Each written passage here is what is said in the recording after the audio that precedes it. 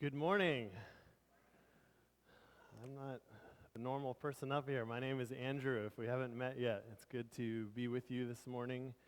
And this morning we're going to look at Exodus 16. But before we look there, I just want to say, have you ever read in the Old Testament and the story of Exodus where God liberates his people and he sends these powerful plagues and he defeats Egypt and liberates his people from slavery. And then, immediately, almost immediately, they turn to grumbling. And as soon as they leave Egypt and they're on their way to the promised land, the first thing is they start to grumble and to complain. And did you ever think, wow, these guys just saw these miraculous signs and they just saw God at work and they were just freed from slavery. What more could they want to see? And yet, they're grumbling. Why are they doing that? They just saw all these miracles, right? I was reminded of that this week because this week Suzanne and I had seen some answered prayers in our life.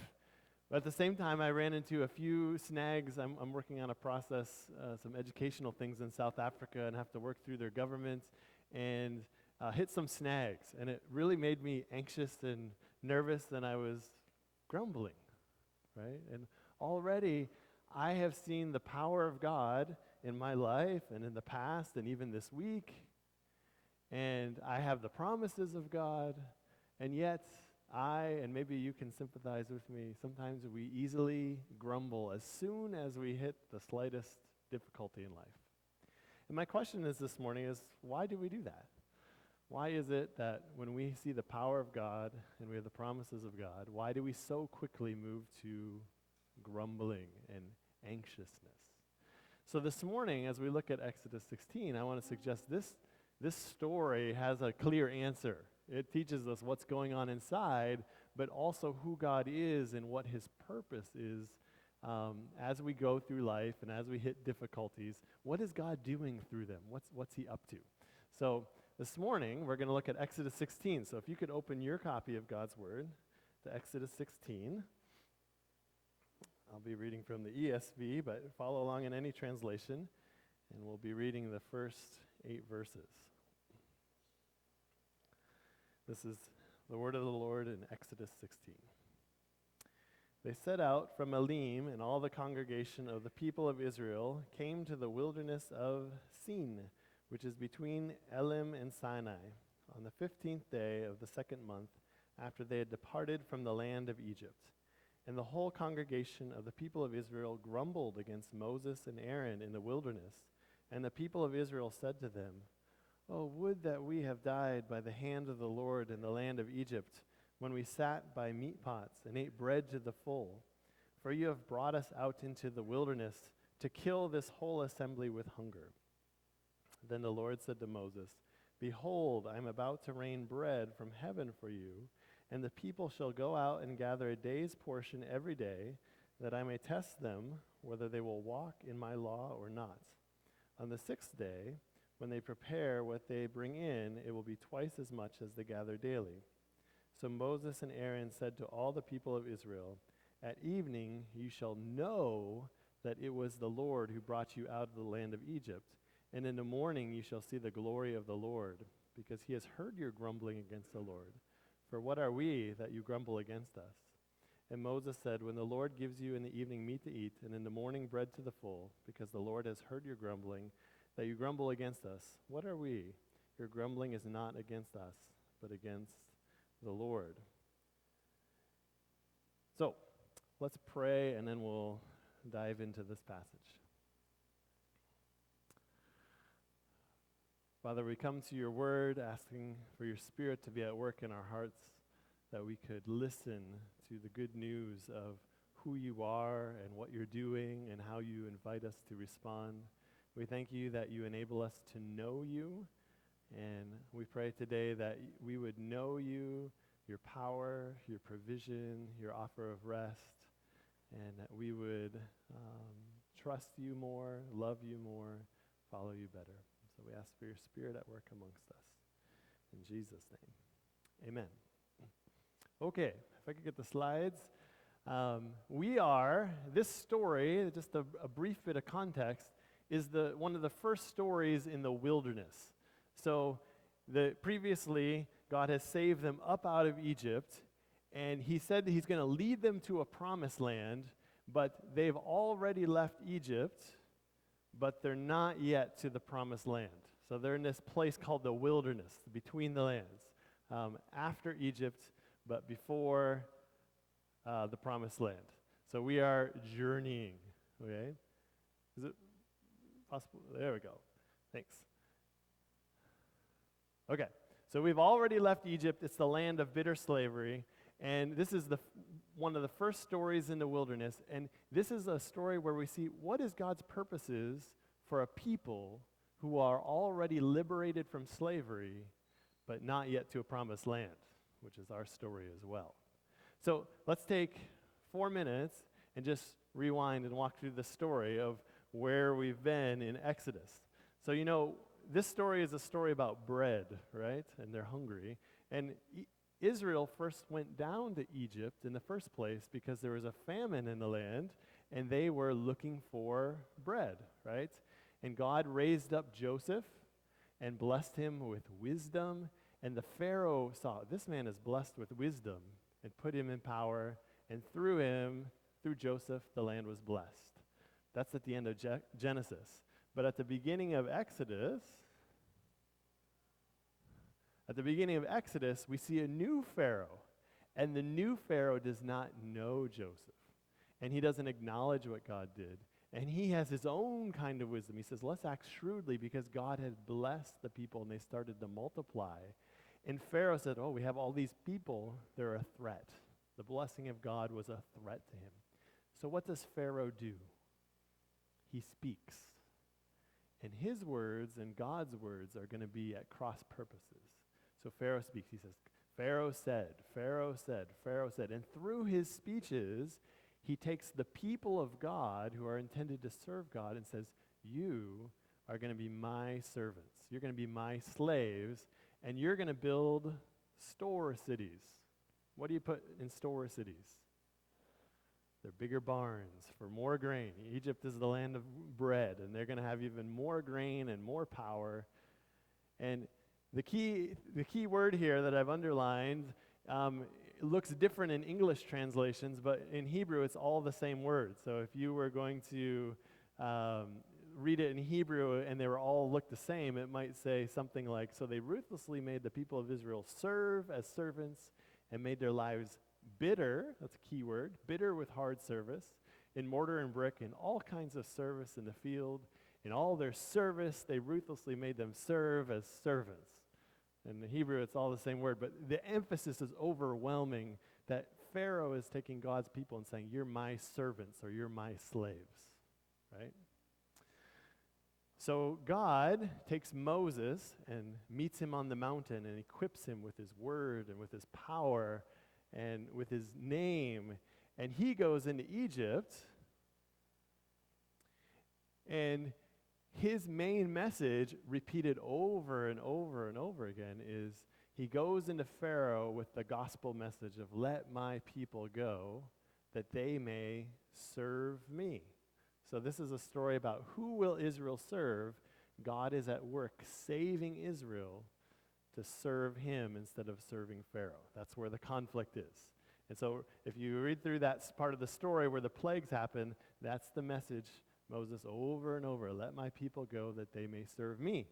But it's not just to save a people, that's true, but God also has another purpose, and that next purpose is that he would also know, God would make himself known, because the first time Moses goes in, it's let my people go, and Pharaoh says, who is this God?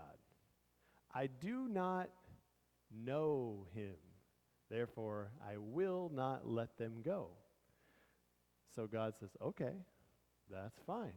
And each time, the Lord says, each time a plague comes, that God sends a plague on Egypt, he's like, I'm going to send this plague, and you will know that I am Yahweh, or you will know that I am the Lord, over and over and over. So God is not just saving a people, he's making himself known to Israel, to Egypt, the most powerful country in the world at that time, and to all the nations that there's none like him, that he is the one true God, not just a small deity off in some land. He is the one true creator God who has power over all creation. And he is going to humiliate the gods of Egypt. They worship the sun, they worship the Nile, they worship Pharaoh. And at one place in Exodus chapter 10, it says, I will bring these as judgments to the gods of Egypt. That God is showing himself as the one true God who's the maker of heaven and earth, has all power. And he sends these plagues on Egypt that culminate in Passover to liberate his people from serving Pharaoh so that they can serve him. Okay? So, we get to, this story that we're about to read is they've left Egypt, they've crossed the Red Sea, and Pharaoh's army was crushed. Pharaoh himself killed baby boys in water, and he himself is killed in water in the Red Sea, and the people pass through, and they are now in the wilderness. Okay? Now, what's the first thing you need in the wilderness? Well, you need water. And actually, the story right before that, there's a tiny story about water at the end of Exodus 15. And it's kind of interesting because the people again grumble because they don't have water, and they come to bitter water. Okay? We've heard that word before, bitter, right? The slavery in Egypt was bitter. They were to remember it with bitter herbs on Passover, and now they come to bitter water. And it's a very short story, but God shows him or instructs him to take a tree and throw it in the water, and the bitter water is made sweet. And God interprets that story this way. He says, look, if you will listen to my instruction and do it, and you'll hear my words, I will be your healer. Just like I healed these waters from bitter to sweet, if you listen to my words, things that were bitter from your past will be transformed into something sweet. You're under a new king, new authority. That old king in slavery spoke words that led to death and led to bitterness. And now the very first story of the wilderness is God saying, if you will listen to my words, I can bring a healing. I can bring a transformation. I can they've left the land of bitter slavery. They're on their way to a promised land flowing with milk and honey. And God is saying, look, my words, if you listen, can bring that healing, can bring that transformation. And why did they need that? Well, I would suggest to you, just like with the kids, they carry with them thoughts and patterns and habits from hundreds of years of slavery that now God is going to transform them through his word. You know, I became a believer when I was in my university days. Even though I grew up in a church, I really came to faith. My life was transformed, and I came to faith in college. But before that time, I would say that my God or my idol was success. I was the student who was getting A's, and I was valedictorian in my high school class, and I was working really hard all through university, and I even made sacrifices to that idol. I sacrificed time, I sacrificed some relationships so that I could be academically successful. Now, why? Now, it's a good thing to pursue good grades, but there was more to it than that for me, because I looked to that success to provide my security. I thought, wow, my identity, and eventually I thought, well, if I get good grades, I'm going to get a good job, I'll make a lot of money, I'll be respected in the community. This is the ticket forward. And so I would say my God, before I came to Christ, was success. And you know, it's particularly academically, because I was in university days at that time. And God saved me. So I was reading Francis Schaeffer, a book by Francis Schaeffer, you might know him, and on the 10th commandment on not coveting and being content. And I realized deeply I was discontent, and I wanted my own way, and the only God I wanted in my life was one that would rubber stamp my plans for success. Because that would be my path to security. It would be my path to status. And God liberated me. He forgave me for my rebellion. He transferred me from the kingdom of darkness into the kingdom of his beloved Son.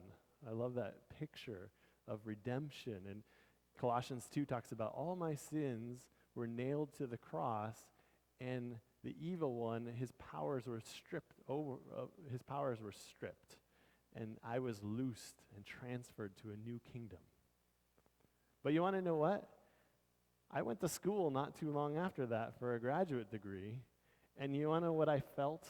I had a new life, right? And I was going to seminary, but I still felt that pull powerfully, like, you got to get an A. You'll only be safe if you get an A. You'll only get a good job if you get an A. I felt those words just echoed and were ringing in my head, because even though I was truly born again and transferred from the kingdom of darkness into the kingdom of the beloved Son, I still carried with me those thoughts and patterns and habits. And I needed that word to slowly and surely transform me. So the first story in the wilderness is a story where God says, look, I will speak those words to you, words different, words of life instead of words of death. And just like the bitterness of slavery, now you're serving me, this words can make what was bitter into something sweet. So that's our context. That's maybe more context than you were thinking. And now we're back to Exodus 16. This is the second story in the wilderness. So if the first thing you need in the wilderness is water, what's the second thing you need? Food, okay? So now the people come out, and they're in the 15th day on the second month after they departed, and the whole people grumbled. And why are they grumbling? Because they are hungry, and they're thinking, oh, it was so much better in Egypt. There was so much food there. On an empty stomach, bitter slavery in Egypt is looking good on an empty stomach, okay? And so God says, well, I'm going to test you and train you by giving you some instructions, okay? And I'm going to provide for you. I'm going to give you manna from heaven. And if you look at verses after they complain, they've forgotten that God is the God who's the creator, who can provide for them. God says he's going to do two things. He gives two instructions. He says, I will rain bread from heaven from you. And here are the two instructions. The first is, you're only to get enough every day for what you need. So just get enough for one day. That's the first instruction. And the second instruction in verse 5, on the sixth day, when they prepare to bring it in, they shall get twice as much as they gather daily. And when they get twice as much, it's so they can rest on the next day. And what's the reason God gives? In verse 8, he says, sorry, I lost my spot here.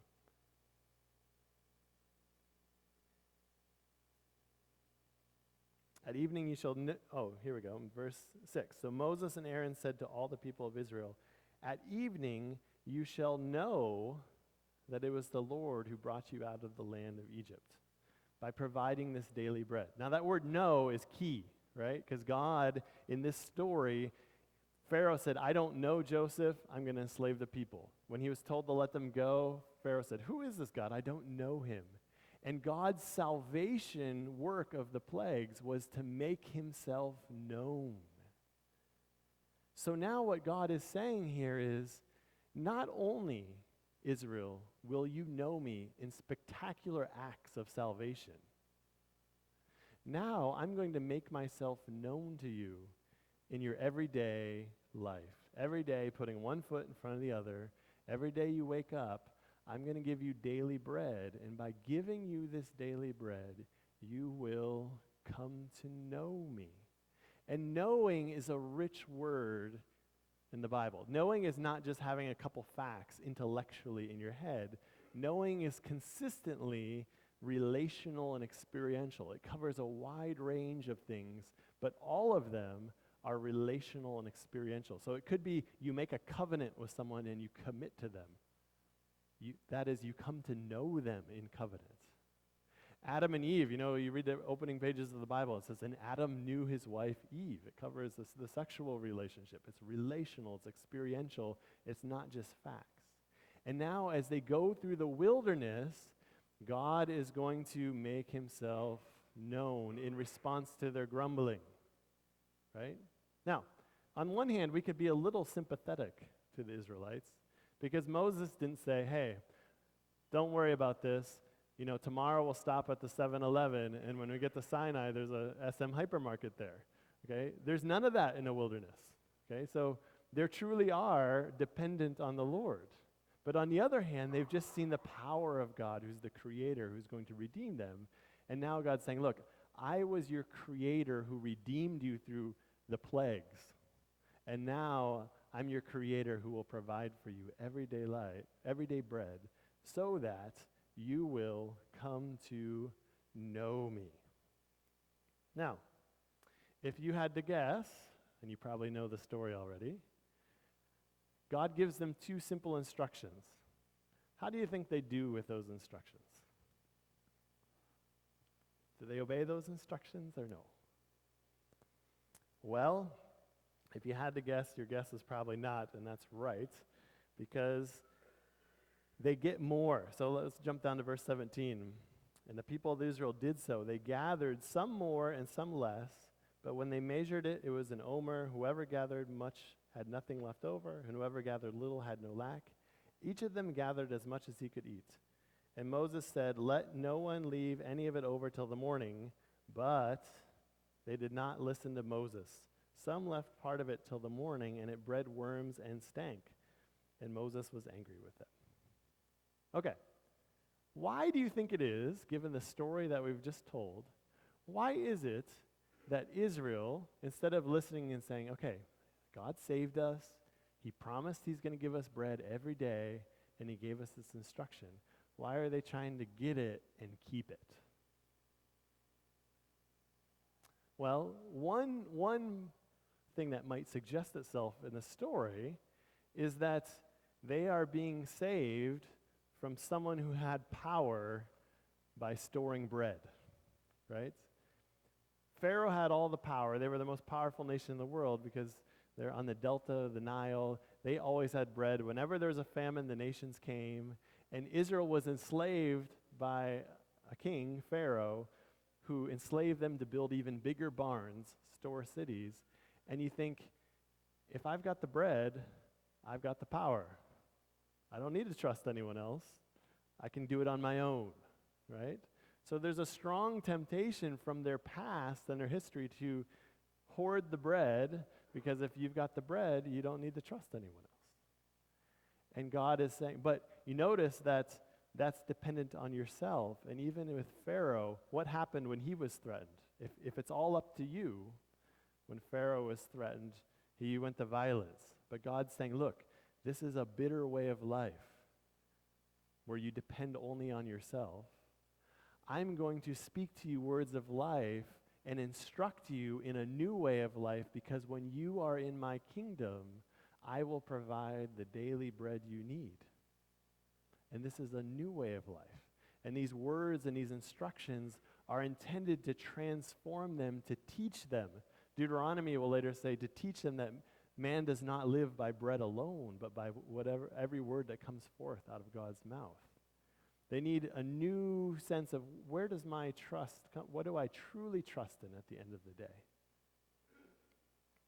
Now, there's another thing that was also an instruction as well, and the second instruction is, on the sixth day, you can gather twice as much and save it, so that on the seventh day, you can rest. How do you think Israel does with that instruction? Well, verse 22. On the sixth day, they gathered twice as much bread, 2 omers each. And when all the leaders of the congregation came and told Moses, he said to them, this is what the Lord commanded. Tomorrow is the day of solemn rest, a holy Sabbath to the Lord. Bake what you will and boil what you will boil, and all that is left over lay aside to be kept till the morning. So they laid it aside till morning, as Moses commanded them, and did not stink, and there were no worms in it. But Moses says, "Eat it today, for today is a Sabbath to the Lord." That's rest. "Today you will not find it in the field. 6 days you shall gather it, but on the seventh day, which is a Sabbath, there will be none." But, verse 27, on the seventh day, some of the people went out to gather, and they found none. And the Lord said to Moses, "How long will you refuse to keep my commandments?" So they're out there on the day that God gives them to rest, and what are they out doing? They're looking for more. We need to get some more bread, more bread, more bread. Why? They've seen God's power. He's the creator who manipulated all of creation to send these plagues. He turned the Nile into blood and blotted out the sun and all these things and showed he has the power over all creation. And he's shown himself that he can even bring bread from nothing. It falls from the sky, this manna. What is this stuff? But it feeds us. Why is it that they can't rest? And I would suggest to you that maybe it's because they don't yet know the Lord. They are growing in their knowledge of the Lord. They're growing in their relationship and the knowledge of the Lord. And if you don't know that God is your provider, who is it up to? Who will provide to you if you don't trust that God is your provider? It's up to you. If we don't at a deep level know that God is our provider and provides our daily bread, who is it up to? It's up to us to know. And Israel carries with it these thoughts and these patterns and habits that it's human power, and you got to grab, and you got to hoard, and the one who has the bread has the power, and they can get ahead. They don't need to trust anyone. If you've got the bread, you don't need to trust. If you got it in the bank, you don't need to trust the Lord because we've got it. And slowly and surely, God is teaching them, no, that is a bitter way of life. Let me speak words of life and instruction that can bring healing and transformation, and let me teach you that I am your provider. I will give you daily bread. Life comes from my mouth. Earlier I told you that in my former life, before I knew Christ, this was my academic success was my kind of where I looked to for security and provision, and I made sacrifices for that, and then God saved me. Well, a funny thing happened. I went off to seminary, and I told you I still felt those pulls, right? This pull of like, my security depends on whether I get that A, which is it sounds kind of funny to say out loud, but honestly, that was the truth. I was pretty dependent on this feeling like I'm a successful student or something.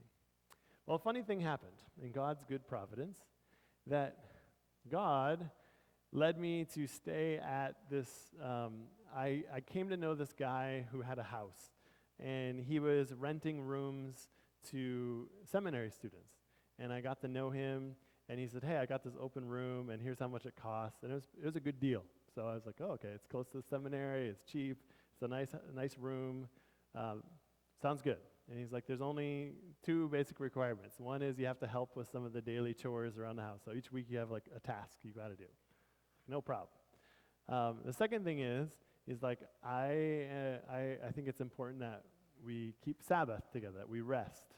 And so if you don't believe that, you don't have to, you can go, away from the house and do whatever you want to do. You can go study or go do whatever. But if you're at my house, then I don't want you to do your weekly chores or your homework for school, because that's your work right now.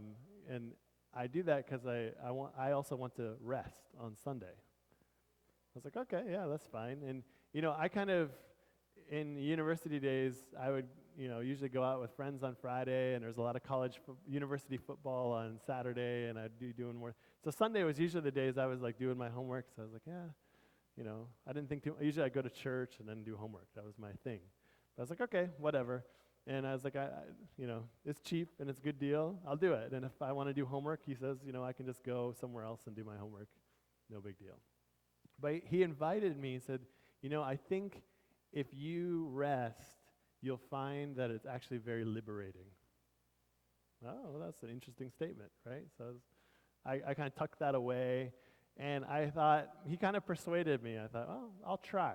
I'll try, like, rearranging my schedule a little bit so Sunday I have free, and I can truly just rest.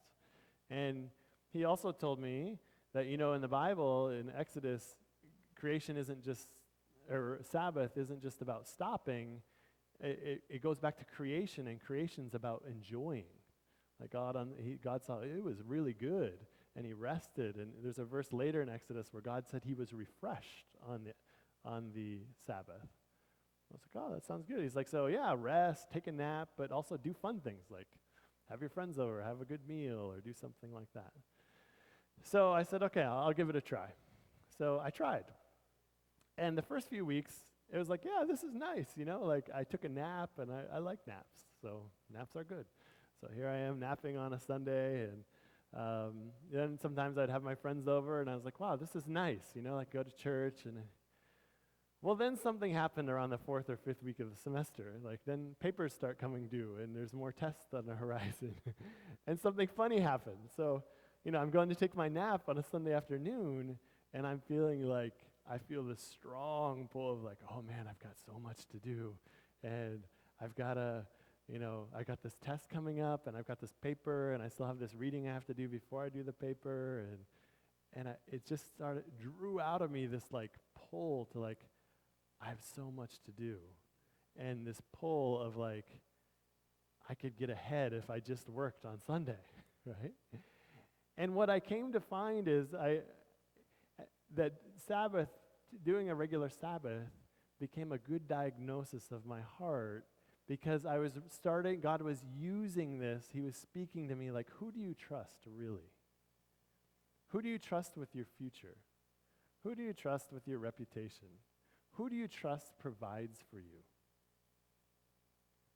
And before, in my old days of enslavement, there was an answer, right?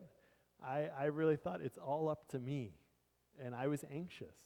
And if, imagine you're I was an engineer as an undergraduate. Imagine you're and we had to do these projects, design projects. Imagine you're a teammate of mine who I need to get an A, and then I don't think you're pulling your part. Imagine what happens then. God had saved me from that, but I still had thoughts and patterns and habits from my old way of life. Even though I'd been transferred into the kingdom of the beloved Son out of slavery, I still carried with me thoughts and patterns and habits from my old enslaved lifestyle. And here God is speaking these words to me over and over. I am your provider. I'm the one, your future will happen because I will provide for you. And you might not see how it's all going to work out, but I will give you daily bread. I will give you daily graces. I will teach you to depend on me, not in your own strength. And over time, Sabbath became this way, not just for me to know in my head. I grew up in a Sunday school, and I was in seminary, and if you would ask me, who is your provider? I would say, God is my provider. Because that was my Sunday school answer, that I knew that fact in my head. But Sabbath became a way for me to enact the new story God had written in my life of, I have saved you out of slavery and bondage and sin, and I've transferred you into my kingdom, and by living out this rest and receiving rest as a gift, you can declare not just in your head of a fact, but with your whole life, I trust that God ultimately is my provider. And I might not get this paper done in a way that gets me an A, but even that, God will lead and ride through. No one has ever asked me my GPA in seminary, FYI. But the Exodus story is our story. Jesus is our Passover lamb. We, like Israel, were born into bondage, and God sent Jesus, like Moses, with good news to announce good news and to enact it with signs. And we were liberated also with a Passover sacrifice. Jesus was our Passover sacrifice. And we are liberated from the kingdom of darkness into the kingdom of the beloved Son. And we have already left Egypt. We've already left slavery behind. And we are on a journey to a promised land. But we carry with us thoughts and patterns and habits from our old slave life. And God is going to speak to us over and over, words of life that can bring a totally different type of life than we had previously. He can be our healer. He can be the one who transforms our life from bitter to sweet in a process on our journey. And one of the first things he wants to speak to us is he is our provider. And because he is our provider, and it's not all up to us, we can rest. We can rest. And I don't want to, I say, well, this is the Old Testament and things like that, and don't put me under the law. No matter how you interpret that, we can go all the way back and say, look, you were created in the image of God in Genesis 1 to a God who rests. And this rest, Jesus said, you weren't made to follow these rules. This rest was given as a gift. The rest was made for you as a gift. So what I would like to invite you to is to think this rest is an invitation to a new story, to enact with your life the new story and saying, it's not all up to me. I don't need to go running around like a chicken with his head cut off, trying to grab and get and go and faster, more, because it's not up to me ultimately. Ultimately, God will provide daily bread. Do we work? Yes, work is good. But work finds its meaning and fulfillment in rest. And the rest reminds us there's something more to our work. And it isn't all up to me and my strength. And by taking a rest, we're declaring it's not by my might or my power. It's God is the one who will provide. And as I took those rests on those Sunday afternoons, it was a slow process, an imperfect process, with ups and downs and anxieties and fears. And those rests honestly became the best diagnosis of my heart. Every Sunday I'd be able to tell, am I trusting God's my provider? And some Sundays were better than others. And I'd feel those anxieties kind of well up on some Sundays. But over time, God used that. His word and his instruction became like a gift that brought a life of transformation. What does that have to do with us in relationship to Jesus? Jesus said, "Come to me, all who labor and heavy laden, and I will give you rest. Take my yoke upon you and learn from me, for I am gentle and lowly in heart, and you will find rest for your souls. For my yoke is easy and my burden is light." Two things. One is, Jesus is the King who has come to establish his kingdom through the cross, ultimately, that we could find. Some of us, we first come to Jesus to find the forgiveness we need. We're carrying burdens of guilt and shame and fear, and Jesus invites you, come. I can give you the forgiveness. I can give you the salvation, the liberation you are looking for. Come to me, you who are weary and heavy laden. Come to me who are enslaved and are in bondage and are burdened down with guilt and shame. But it isn't just an initial experience. Notice that Jesus also invites us to a way of life. Take my yoke upon from you and learn from me. For I am meek, gentle, and lowly in heart, and you will find rest for your souls. Jesus not only liberates us when we come to him, but he also trains us and teaches us in a new way of life, in a way that leads to rest to our souls. And so, just like in the Old Testament, God liberated them from Egypt, but then in his house, he was speaking to them new words and new ways of life that bring healing and transformation.